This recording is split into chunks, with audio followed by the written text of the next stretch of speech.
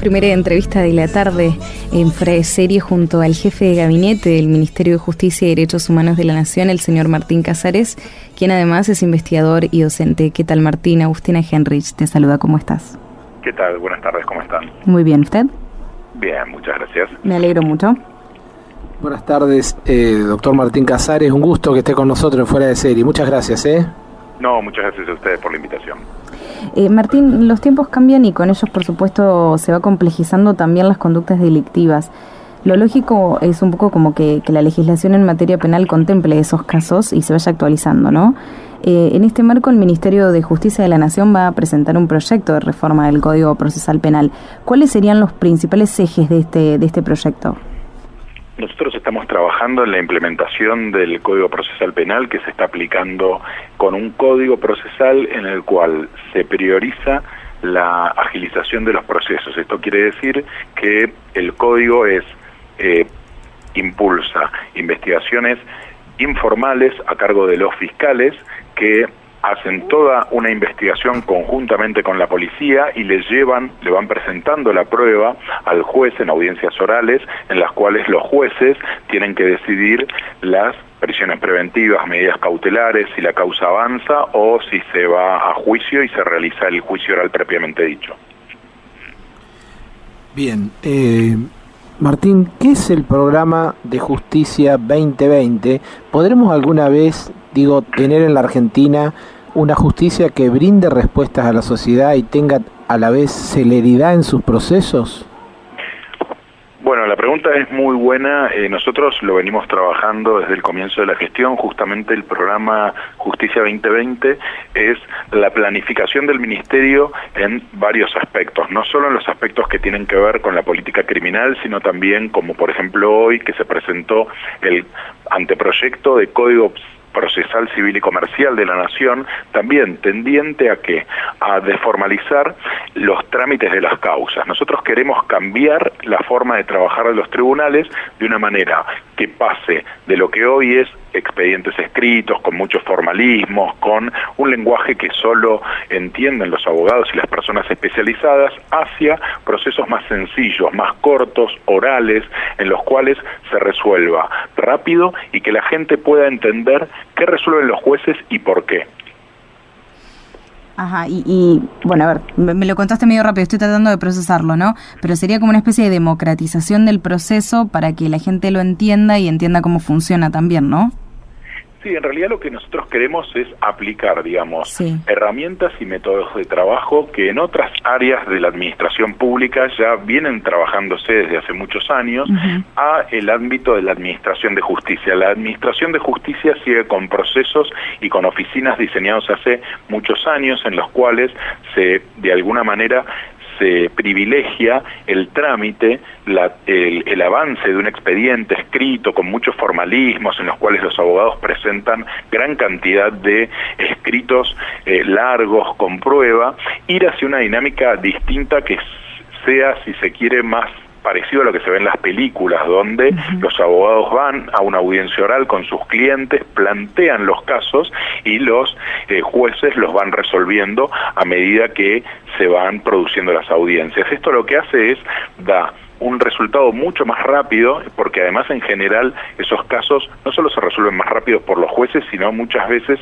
se llega a un acuerdo entre las partes, ¿no? Tenemos que ir hacia el fortalecimiento de una cultura, la cultura del diálogo y del acuerdo entre los argentinos. Y además, como esto se hace en el marco de una audiencia oral y pública, esto da una mayor transparencia y publicidad al procedimiento, ¿no? La gente puede entender qué se resolvió y cuáles fueron los motivos, las razones, ¿no?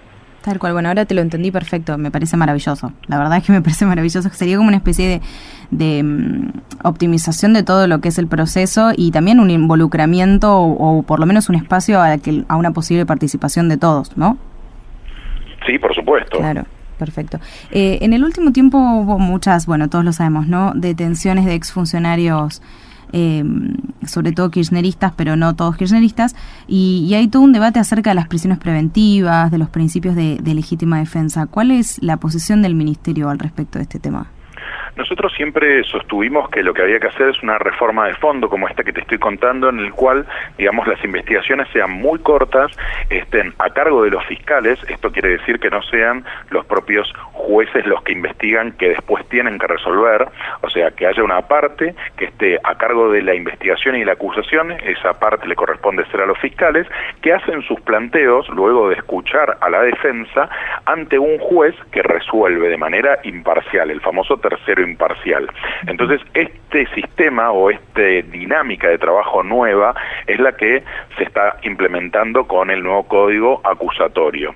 ¿Qué es lo que va a producir o debería solucionar este tema de las medidas cautelares? Porque el tema de las medidas cautelares, por ejemplo, en este caso, la prisión preventiva, es que los procesos también son muy largos, ¿no? Entonces, por un lado, quizás en algún caso se justifique, pero siempre teniendo en cuenta las características de esa causa en particular, que esto quiere decir que la persona que esté investigada pueda darse a la fuga o que pueda entorpecer el accionar de la justicia, se puede justificar, digamos, que esa persona permanezca hasta el juicio detenida, pero ese permanezca hasta el juicio tiene que ser muy rápido, muy breve, porque tenemos que tener en cuenta que esa persona todavía es jurídicamente inocente.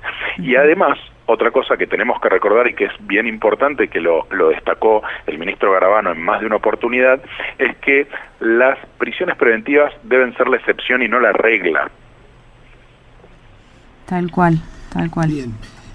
Martín, otro tema, también vinculado por supuesto con lo que hace a la justicia.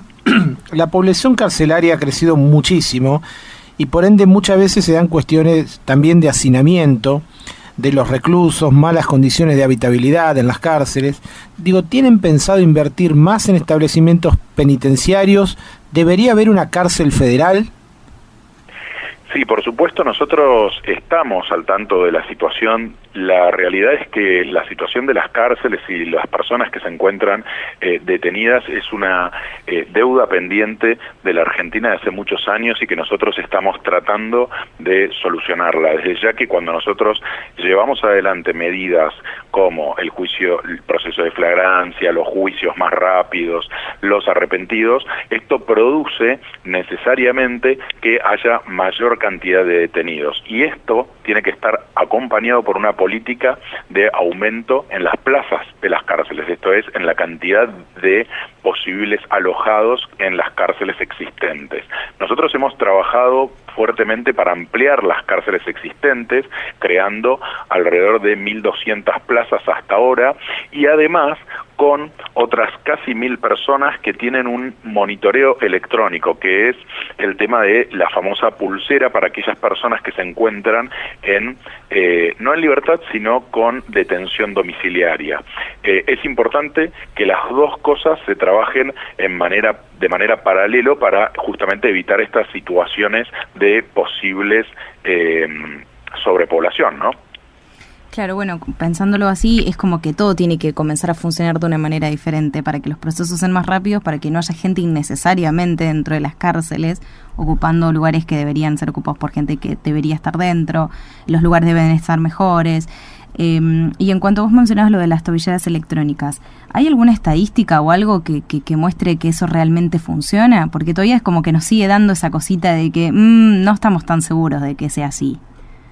No, a ver, realmente se hace un monitoreo electrónico en distintos centros de monitoreo que son oficinas con un montón de televisores que se está monitoreando permanentemente 24 horas los 7 días por semana a estas personas para que ninguna tenga ningún tipo de inconveniente. Nosotros no hemos tenido a nivel federal, digamos, ningún inconveniente o problema, pero obviamente que esto hay que empezar a medirlo más y ¿por qué? Porque se está generalizando. Antes prácticamente no existía esto. Igual tenemos que tener en cuenta que la idea es este tipo de... O sea, hay un protocolo aprobado por el ministro Garabano en el cual se dan una serie de prioridades de a qué personas se les recomienda aplicar la pulsera. Y son gente que no ha cometido delitos demasiado graves o que está enferma o que tiene a su cargo hijos muy chiquitos. Entonces, en estas circunstancias se recomienda que en vez de estar detenido en una cárcel, pueda estarlo en su domicilio particular con un monitoreo de que no puede salir de ahí. Bien. Martín, la cuestión del narcotráfico es un tema muy complejo tanto en la Argentina como en el resto del mundo. ¿Por qué no se aprobó de forma retroactiva la extinción de dominio y por qué no existe una fiscalía, tematizada para investigar los delitos de índole criminal como el narcotráfico? Bueno, el tema el proyecto de ley de extinción de dominio fue un tema bastante complejo que no pudo terminar de generar los consensos necesarios para poder aprobarse en el Congreso.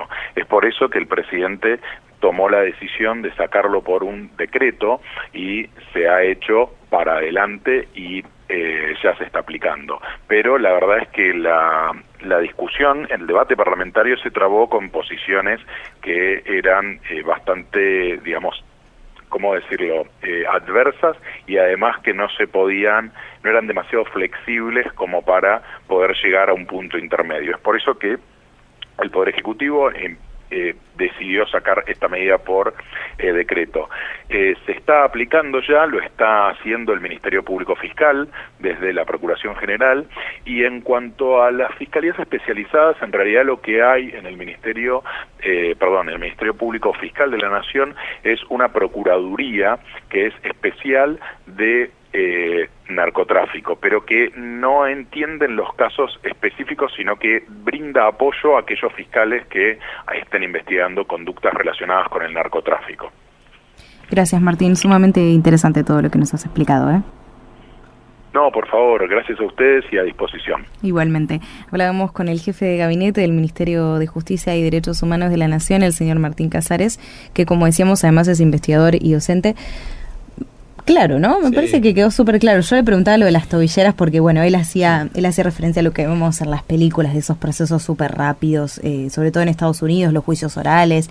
Y, bueno, nos hemos cansado todos de ver series de abogados estadounidenses que hacen cosas maravillosas. Pero también en esas series yo he visto que le ponen la tobillera al perro que se queda en casa y el criminal se va. Entonces, a ver, por eso se lo preguntaba, no porque no me parezca un tema serio, todo lo contrario.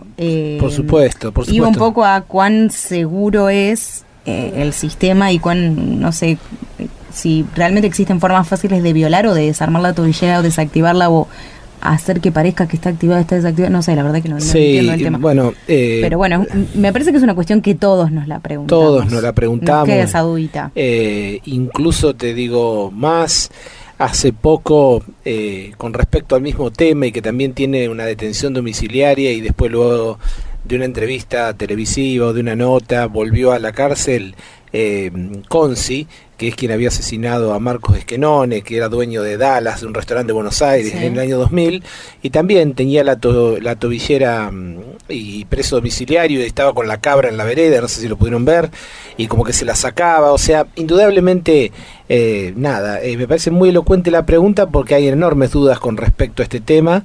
Y más sobre todo, viste que él me decía, cada vez hay más gente que está bajo esta modalidad de la tobillera electrónica. Antes eran 3 o 4, eran más fáciles de controlar. Ha crecido mucho esta modalidad, claro. Creció tanto la población carcelaria como la población que está con la tobillera electrónica en su casa. Sí, y me pareció que realmente, aparte de haber sido claro, Martín Casares, todo lo que hace Casares, todo lo que hace un mejor proceso de justicia, este nuevo proyecto de reforma del Código Penal que se va a tratar en el Congreso, la verdad que echa luz en uno de los poderes del Estado que básicamente tiene mucha mala prensa también, porque incluso hemos entrevistado a varios juristas en fuera de serie, y también la justicia necesita ser revisada, mejorada sus procesos. Fíjate todo lo que ha cambiado en torno a los expedientes en papel, se ha digitalizado muchísimo. El tema del juicio por jurados que ha avanzado en la Argentina, y este proyecto ya se hizo una prueba piloto del Código Procesal Penal en la jurisdicción de Jujuy y Salta, y tiempos de procesos que eran de 4 años lo han acortado a 3 meses. Así que la verdad que si esto pudiera hacerse de manera federal, y es el desafío que incluso plantea el proyecto y va en línea con el apartado de la iniciativa 2020, va a mejorar mucho el servicio de justicia, más allá de la inmensa cantidad de de cuestiones que hay para hacer, pero la justicia tiene que ayornarse, los fiscales tienen que ser auditados, ya lo hemos visto eso en el pasado, y bueno, es un organismo más del Estado que tiene que rendir cuenta y que tiene que tener transparencia, porque como lo dicen, justicia tardía no es justicia. Entonces en ese sentido me parece que se han logrado avances y que se debiera seguir por esta senda.